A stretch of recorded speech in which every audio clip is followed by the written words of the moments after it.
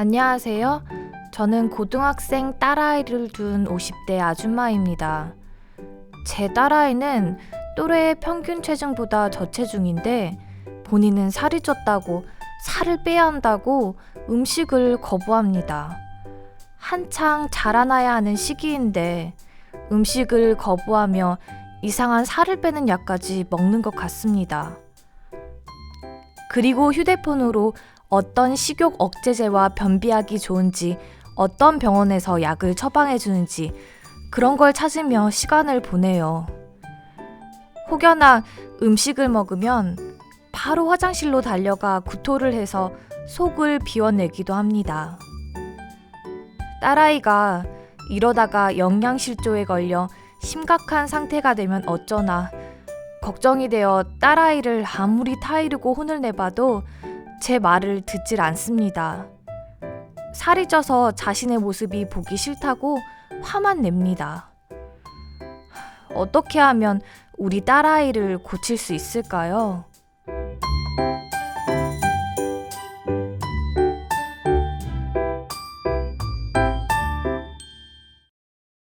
저도 얼마 전에 코로나19 팬데믹으로 인해서 거식증 환자들이 많아졌다는 기사를 접하게 되었는데요.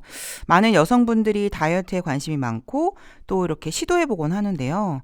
건강한 다이어트를 넘어서 왜 이런 문제들이 일어나는지 오늘 강사님과 함께 이야기를 나눠보는 시간을 가지겠습니다. 강사님?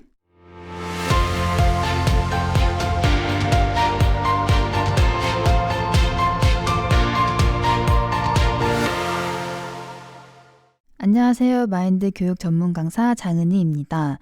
오늘 사연에서는 이렇게 지나친 다이어트로 건강에 심각한 문제가 생기고 있는 분의 이야기를 듣게 되었는데요.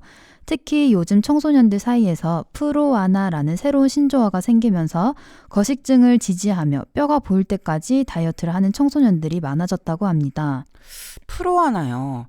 저도 언뜻 들어본 것 같긴 한데 그게 정확히 어떤 의미인가요? 10대, 20대 여성 사이에서 먼저 프로아나 신드롬이 번지면서 사회 문제로 떠올랐는데요. 이 프로아나는 찬성한다의 어프로브와 거식증을 의미하는 아노렉시아의 합성어입니다. 그래서 네, 네, 그런 그 의미군요. 키가 160, 현재 체중 50, 목표 체중 37이 프로아나의 자기소개라고 하는데요. 사실 이 목표 체중 37은 정상이 아니라 매우 저체중이죠. 그렇죠. 네, 이들은 SNS에 먹토, 일명 먹고 토하기, 씻뱃, 씹고 뱉기, 그리고 변비약 복용 등 극단적인 체중 감량법을 공유하며 이를 더욱 부추긴다고 합니다. 이거는 좀 생각보다 정말 심각한 문제네요. 네, 그렇습니다. 그런데 또 이렇게 코로나가 터지면서 불안감 증가와 미디어, SNS를 통한 외모 지향적 콘텐츠 노출이 늘어난 반면 사회적 거리두기로 상호지지할 기회가 줄어들면서 섭식장애 발병 가능성이 더 커졌다고 하는데요. 이 코로나 이후로 교류는 부족해지고 자신의 세계는 커지면서 한번 잘못된 생각에 이끌리게 되면 쉽게 빠져나오지 못하게 되는 거죠. 그래서 오늘의 사연처럼 우리에게 보통 살이 쪘다는 생각이 들어오고 그 생각을 받아들이면 마치 씨를 밭에 심었을 때 그 씨가 자라듯 그 생각이 점점 자라게 되어 마음 전체를 정복하게 되고 그 삶의 방향을 이끌어가게 되는 것입니다. 그래서 오늘 저는 여러분과 마음밭의 관리에 대해서 이야기를 하려고 합니다. 우리가 인생을 살아가면서 무수히 많은 사건과 사고가 일어나는 가운데 우리들의 생각 또한 생겨나고 자란다는 사실을 아실 것입니다. 그 민들레가 꽃을 피운 후 홀씨들을 바람에 날려보내는데 그 씨앗들이 다 발아해서 민들레가 되면 세상은 민들레로 덮이고 말 것입니다.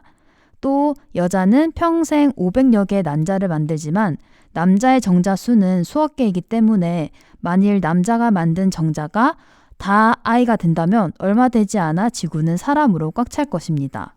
진짜 그렇겠네요. 네, 이처럼 사람의 마음에서 생각이 자라는 것도 이와 같습니다. 우리 속에서 일어나는 생각들이 전부 열매를 맺는 것이 아니죠. 부자가 되고 싶다는 생각, 운동선수가 되고 싶다는 생각, 전교 1등을 해서 좋은 대학교에 가고 싶은 생각 외에도 헤아릴 수 없이 많은 생각들이 사람의 마음 안에서 일어납니다. 그런데 이 생각들이 떠오른다고 해서 다 잘하는 것이 아니죠. 네, 그렇죠. 저희도 이렇게 생각해보면 어릴 때는 되고 싶은 것도 하고 싶은 것도 많았잖아요.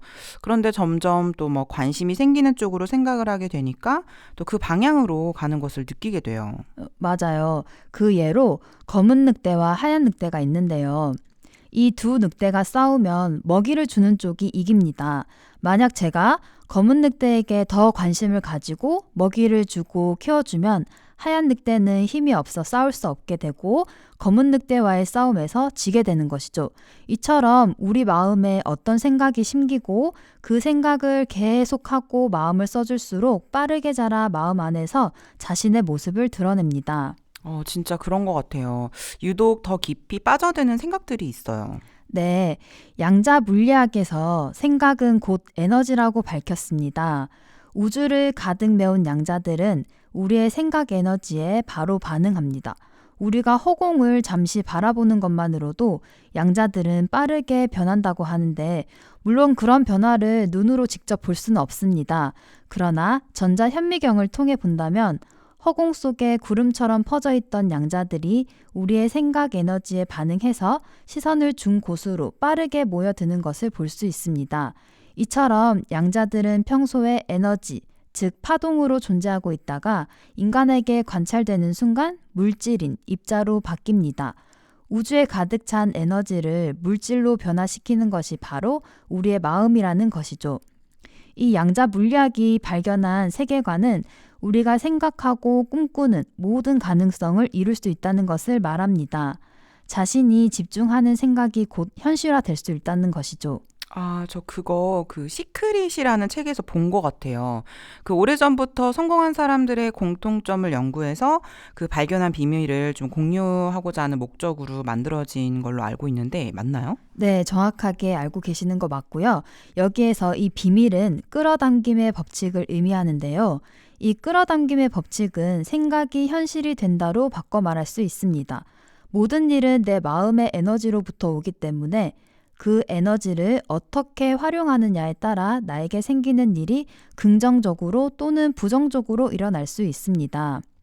이처럼 어떤 생각이 마음에서 계속 자라 마음 전체를 정복하면 삶을 그 방향으로 이끌어 가게 됩니다.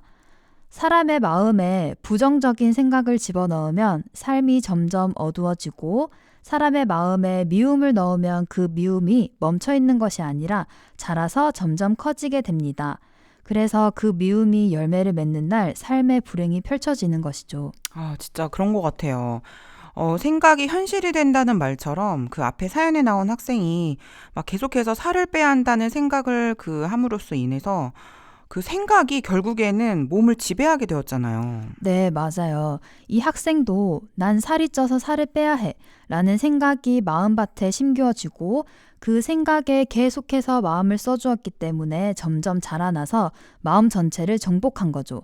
그러다 보니 실제로는 또래 친구들의 평균 몸무게보다 적게 나가는데도 그 사실을 무시하고 그 생각에 이끌려 음식도 거부하고 다이어트 약까지 먹으며 살을 빼는 이 비정상적인 삶을 사는 것을 볼 수 있습니다. 저도 이렇게 생각에 이끌렸던 적이 있었는데요. 제가 누군가에게 인사를 했는데 그분이 바빠서 인사를 받아주지 않고 그냥 가버린 적이 있었어요. 그러면 바빠서 못 받겠구나 라고 생각할 수 있는데 그때부터 제 머릿속에서는 뭐지? 왜 인사를 받아주지 않지? 저분이 나를 싫어하시나? 왜? 내가 무슨 잘못을 했나? 뭐 때문이지? 이렇게 이 생각을 받아주고 거기에 계속해서 관심을 주다 보니 그분을 만나게 되면 너무 불편해지고 힘들더라고요. 계속해서 내가 한 행동들이 뭐가 문제였을까, 내가 뭘 잘못했을까 그런 생각들을 반복해서 하면서 너무 괴로웠었어요. 그런데 이런 경험을 많이들 해보셨을 거라고 생각해요. 네, 맞아요. 저도 그런 적이 있었거든요. 근데 진짜 생각해보니까 이 생각이라는 것은 하면 할수록 그 연쇄고리 같다는 마음이 좀 들어집니다. 그렇죠. 그래서 어떤 생각을 하며 사는지가 참 중요하다는 마음이 들어집니다. 요즘 시대에는 오늘 사연의 학생처럼 살을 빼고 싶은 욕구를 가진 사람도 많은 것처럼 예뻐지고자 하는 욕구를 넘어서 외모에 대해 지나친 집착을 하고 그로 인해 우울, 불안, 심지어 대인 공포증 같은 정신적 질환으로 나타나는 경우도 많습니다.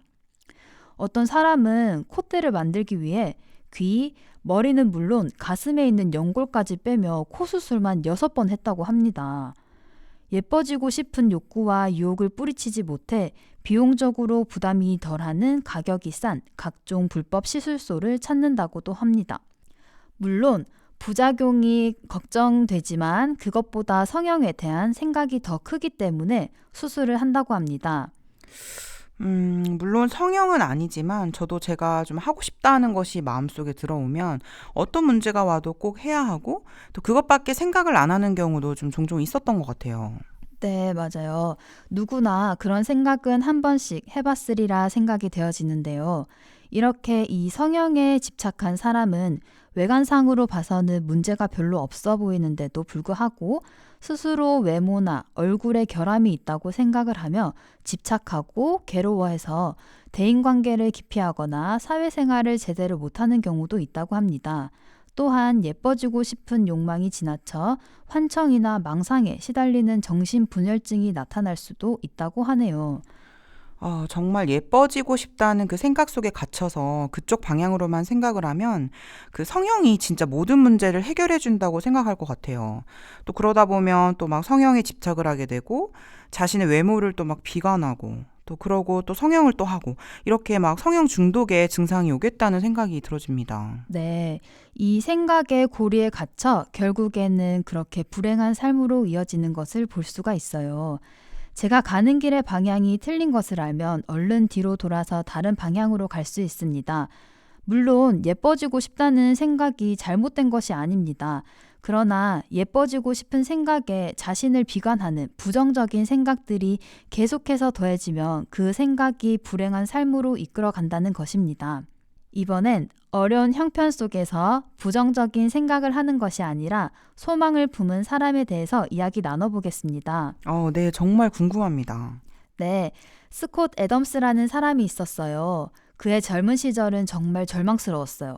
생계를 유지하기 위해서 공장에서 말단 직원으로 일을 하고 있었는데 그는 만화가가 되고 싶어 일을 하면서도 틈틈이 만화를 그렸고 신문사에 투고했습니다. 하지만 번번이 거절당했고 그는 포기하지 않고 자신의 소망을 매일 글로 썼습니다. 나는 신문에 만화를 연재하는 유명한 만화가가 된다. 이 꿈을 계속해서 기록했고 마침내 한 신문사에 만화를 연재할 수 있었습니다.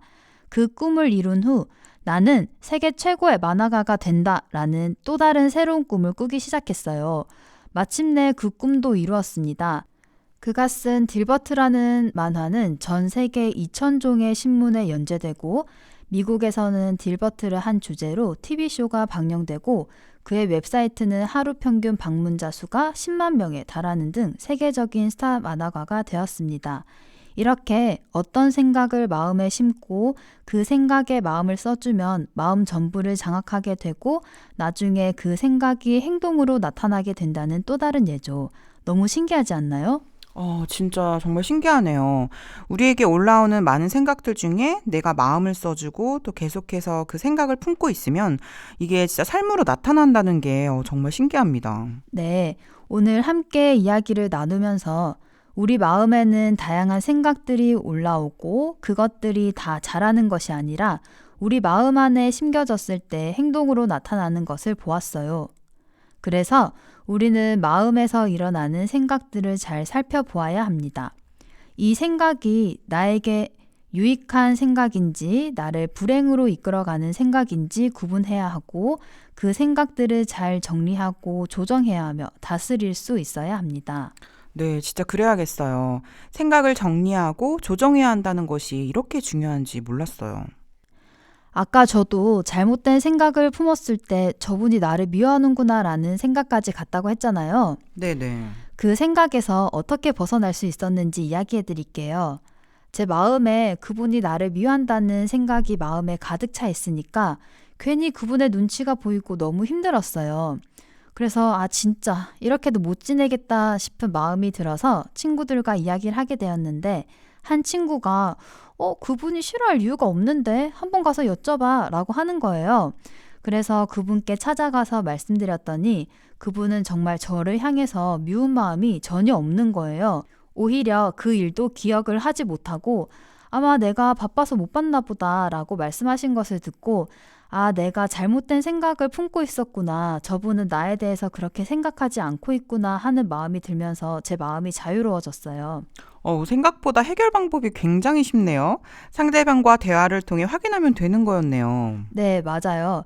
그래서 우리는 지금 나의 마음밭에 심겨진 생각이 옳은 생각인지를 확인해야 하고 내 생각이지만 이 생각이 틀리진 않았을까 하고 항상 의문을 가지고 한 번 더 생각해 봐야 합니다. 그리고 보통 우리에게는 관대하게 생각을 하기 쉽죠. 그렇기 때문에 다른 사람들과 교류를 통해서 확인을 할 수 있습니다. 내가 판단하기엔 정말 옳은 생각이라고 판단되더라도 다른 사람에게 물어보고 또 대화하고 교류하면서 한 번 더 확인을 해야 하는 것이 좋습니다. 이렇게 우리는 계속해서 물을 주고 자라나게 해줘도 되는 생각인지 아니면 잘못되었구나 하고 버려야 하는 생각인지를 확인하며 살아야 합니다. 그렇게 해서 잘못된 생각에서 벗어나는 것은 인생에서 정말 아름다운 일입니다. 이렇게 마음을 관리하는 방법을 배워야 하며 정확하고 올바른 마음의 세계를 배운다면 삶은 변화하게 되고 더 행복한 삶을 살 수 있을 것입니다. 제 강연은 여기까지입니다. 감사합니다.